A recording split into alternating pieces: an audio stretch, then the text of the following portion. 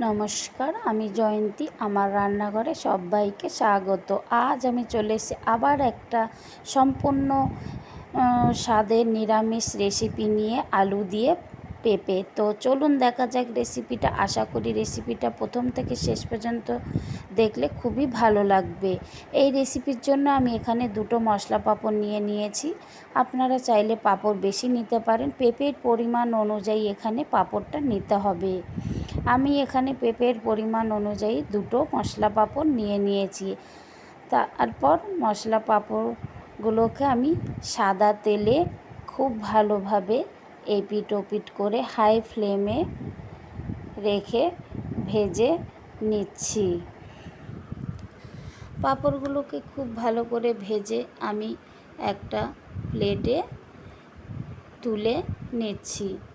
এরপর আমি কেটে নিয়েছি একটা খুব বেশি বড় না, মাঝারি সাইজের একটা পেঁপেকে আমি এইভাবে লম্বা লম্বা করে কেটে নিয়েছি। আর মিডিয়াম সাইজের দিয়েছি 2টো আলু। আপনারা আপনাদের পছন্দ মতো পেঁপে আলুগুলো কেটে নিতে পারেন, ডুমো ডুমো করেও কাটতে পারেন। আমি এইভাবে কেটে ধুয়ে নিয়েছি খুব ভালো করে। এরপর আমি কড়াইতে দিয়ে দিয়েছি 3 চামচের মতন সর্ষের তেল। তেলটাকে খুব ভালো করে গরম করে নিয়েছি। গরম করে আমি দিয়ে দিয়েছি ধুয়ে রাখা কেটে রাখা পেঁপে আর আলুর টুকরোগুলোকে দিয়ে দিচ্ছি। আর দিয়ে দিচ্ছি পরিমাণ মতন লবণ আর একটু হলুদ দিয়ে দিলাম। এইভাবে 2 মিনিট আমি মিডিয়াম ফ্লেমে এটাকে একটু নেড়ে নিয়েছি। তারপর আমি এটা ঢাকা দিয়ে দিয়েছি। মিডিয়াম ফ্লেমে আমি রেখে এটাকে 4 মিনিট পর ঢাকা তুলে নিয়েছি।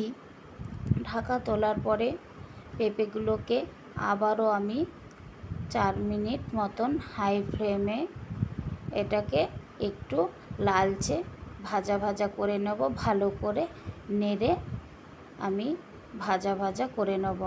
হালকা লালচে ভাজা ভাজা হবে, এরকম একটা দেখুন কালার এসেছে। ঠিক এই রকম একটা কালার যখন হয়ে যাবে তখন এটাকে তুলে একটা পাত্রে আমি নিয়ে নিচ্ছি।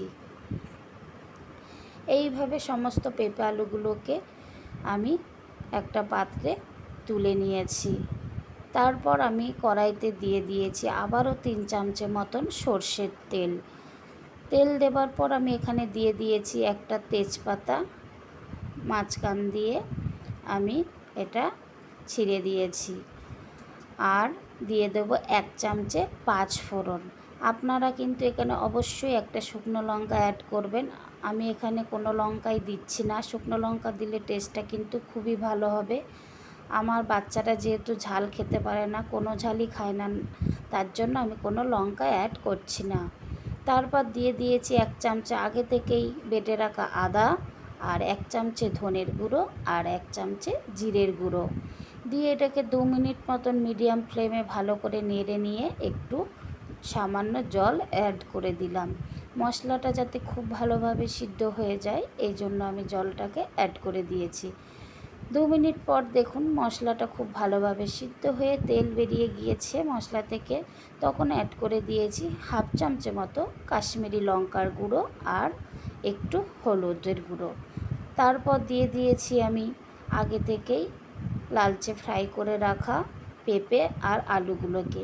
পেঁপে আর আলুগুলো দেওয়ার পর হাই ফ্লেমে আমি এটাকে 4 থেকে 5 মিনিট খুব ভালো করে নেড়ে নেব। এইভাবে নেড়ে নেড়ে ভালো করে মশলার সঙ্গে আমি এটাকে কষিয়ে নেব। দেখুন কত সুন্দর একটা কালার এসে গেছে, ভালো করে কষিয়ে নিয়েছি এইভাবে নেড়ে। তো মশলার সঙ্গে খুব ভালোভাবে কষে গিয়েছে। এইবার আমি এখানে দিয়ে দিলাম পরিমাণ মতন জল। পেঁপে আলুটা যাতে খুব ভালোভাবে সিদ্ধ হয়ে যায় এই জন্য আমি এখানে অ্যাড করে দিলাম পরিমাণ মতন জল। তারপর আমি এটাকে আবারও ঢেকে দিলাম। মিডিয়াম ফ্লেমে রেখে আমি 4 মিনিট পরে আমি ঢাকা তুলে নিয়েছি। দেখুন দিয়ে পেঁপেটা সিদ্ধ হয়ে গিয়েছে, আলুর পেঁপে খুব ভালোভাবে সিদ্ধ হয়ে গেছে। তখন আমি এখানে অ্যাড করে দিলাম আগে থেকে ভেজে রাখা পাঁপড়গুলো। এইভাবে আমি একটু ভেঙে ভেঙে নিয়েছি পাঁপড়গুলোকে, এরকমভাবে ভেঙে নিতে হবে। খুন্তি দিয়েও আমি এখানে আর একটু ছোট ছোট করে ভেঙে দিলাম, দিয়ে খুব ভালোভাবে পেঁপে আলুর সঙ্গে এটাকে খুব ভালো করে নেড়ে নিতে হবে।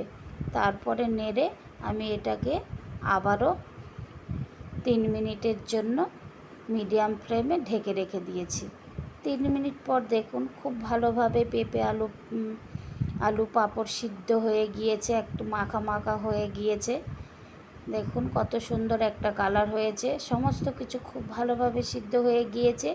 এবার আমি এখানে অ্যাড করে দিচ্ছি সামান্য একটু চিনি, আর ওপর দিয়ে আমি এখানে দিয়ে দেব 1 চামচে মতন ঘি ছড়িয়ে দিচ্ছি।